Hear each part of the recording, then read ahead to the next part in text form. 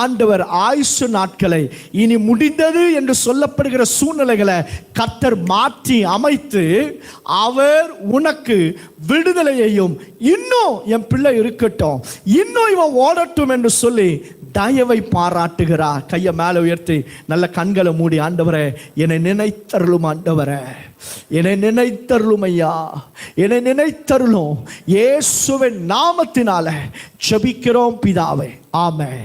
இந்த சம்பவத்தை நான் ஏற்கனவே உங்களோடு பகிர்ந்து கொண்டிருப்பேன். நான் ஒரு ஹாஸ்பிட்டலில் வேலை செய்து கொண்டிருந்தேன். மத்தியான நேரத்தில் சாப்பாட்டுக்காக இருக்கிற நேரத்தில் சாப்பிட்டு முடிச்சு போய் ஒவ்வொரு நாளும் டைம் கிடைக்கும் போதெல்லாம் அந்த சாப்பலில் உட்காருவோம், அமைதியாக இருக்கும், ஜெபிக்கிறதுக்காக உட்காருவோம்.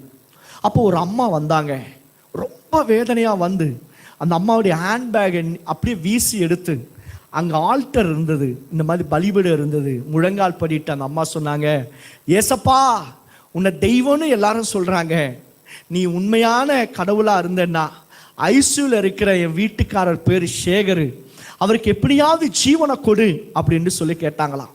அந்த அம்மா நம்மளை மாதிரி இந்த மாதிரி ஜெபிக்க தெரியாது, வசனத்தெல்லாம் வச்சு ஜெபிக்க தெரியாது, ஒரு மனுஷனோடு பேசுறது போல அந்த அம்மா ஏசப்பா கிட்ட பேசுறாங்க. ஆனால் கண்ணில் இருந்து தார தாரையா கண்ணீர் வடிக்கிறாங்க, அலறாங்க, அவங்க அடித்து கொண்டு அழுது ஜெபம் பண்றாங்க. அப்போ நான் கவனிச்சேன், ஆண்டவர் இந்த ஜெபத்தை கேட்பாரா, என்ன நடக்கும் அடுத்தது என்று சொல்லி கவனிக்கணும் அப்படின்னு சொல்லி நான் அந்த அம்மா கிட்ட கேட்டேன், உங்கள் வீட்டுக்கார் பேர் என்னன்ட்டு. அவர் சொன்னாங்க, சார் எங்கள் வீட்டுக்கார் பேர் சேகர், அவர் வந்து ஐசியூவில் அட்மிஷன் போட்டிருக்காங்க. நானும் ஐசியூவில் போய் பார்த்தேன், அவருக்கு 24 மணி நேரத்தில் அவர் செத்துருவார், அவருக்கு பேன்க்ரியாஸ் எல்லாமே சேதம் அடைஞ்சிருச்சு, கெட்டு போயிடுச்சு, கிட்னியும் சரியாக செயல்படலை, ஸோ அவருக்கு ஆக்சிஜன் சப்ளை பிரெயினுக்கு போகலை, அதனால் அவர் 24 மணி நேரம் செத்துருவார். டெத்து சர்டிஃபிகேட் ரெடியாக இருக்குது, டைமும் டேட்டும் போட்டு கையெழுத்து போட்டு கொடுத்துடணும், அவ்வளோதான். அப்போ அவர் சொல்லியிருக்காங்க, இந்த டாக்டர்ஸ் எல்லாரும் போய் உங்கள் சொந்தக்காரங்க எல்லாருக்கிட்டையும் சொல்லிடுங்கன்ட்டு. ஆனால் அந்த மத்தியான நேரத்தில் இந்த சேகருடைய வைஃப் அந்த சர்ச்சில் ஜெபம் பண்ணியிருக்காங்க பாருங்க. நான் அதை கவனித்து போய் ஒவ்வொரு நாளும் அந்த சேகரை பார்த்துட்டே இருந்தேன். ஆண்டவர் பாருங்க 24 மணி நேரம் டைம் குறிச்சாங்க.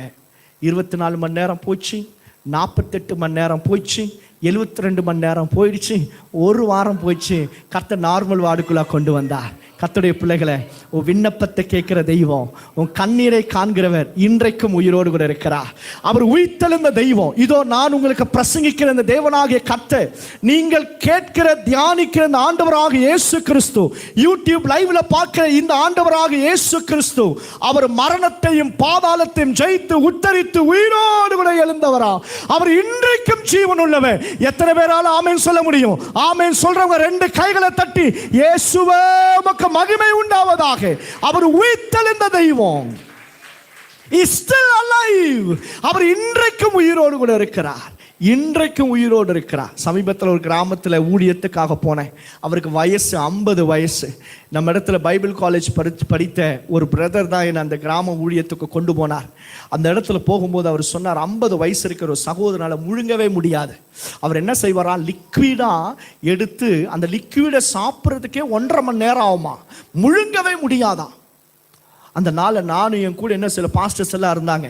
அந்த மீட்டிங்க்கு போகிறதுக்கு முன்னாடி அவர் தலைமையில கை வச்சு, ஏசப்பா அவர் சொல்கிறத பார்த்தா ரொம்ப வேதனையாக இருந்தது, பரிதாபமாக இருந்தது. அவர் சொன்னார், பாஸ்டர் நான் சாப்பிட்டு பல வருஷம் ஆகுது, எனக்கு சாப்பாடு முன்னாடி இருக்கும், ஆனால் எடுத்து வாயில் வைத்து கொள்ள முடியாது, பசி ஒரு பக்கம் இருக்கும், அவ்வளோ வேதனையாக சொன்னார். அவருடைய சரீரத்தில் இருக்க பலனெல்லாம் போது, ரொம்ப ஒல்லியாகி கொண்டு இருந்தார். நாங்கள் ஜெபித்தோம் பாருங்க, விசுவாசத்தோட. கர்த்தர் விண்ணப்பத்தை கேட்டார், அவரை நினைத்தர்லினா. அங்கேருந்து அந்த பிரதர் சொல்றாரு, பாஸ்டர் நம்ம அன்னைக்கு ஜெபம் பண்ணினோமே, அவர் இப்போ நல்லா சாப்பிட்றாரு பாஸ்டர், அவர் நல்ல சாதாரணமான நம்ம சாப்பிட்றது போலவே சாப்பாடு சாப்பிடுகிறார், முழுங்க முடிகிறது. தேவனாகிய கர்த்தர் இந்த தெய்வத்தால் செய்யக்கூடாத காரியங்கள் ஒன்றுமே கிடையாது. அவர் சொல்லாகும், அவருடைய கட்டளையிட நிற்கும். அல்லேலூயா. வானத்தையும் பூமியையும் உண்டாக்கினவர், பண்டக சாலைந்த காற்றை புறப்பட பண்ணுகிறவர், இந்த சர்வ வல்லமுடைய தேவனாகிய கர்த்தர், அவர் சொல்லாகும், அவருடைய கட்டளையிட நிற்கும். நல்ல கைகளை மேல வைத்து சொல்லுங்க, தேவரீ நீ சகலத்தையும் செய்ய வல்லவர், நீ செய்ய நினைப்பது எதுவோ அது தலைபடவே தலைபடாது. ஆமென் என்று சொல்லி கைகளை தட்டி கர்த்தருக்கு நல்ல ஒரு மகிமை செலுத்துவோம். இயேசுவே உமக்கு மகிமை உண்டாவதாக.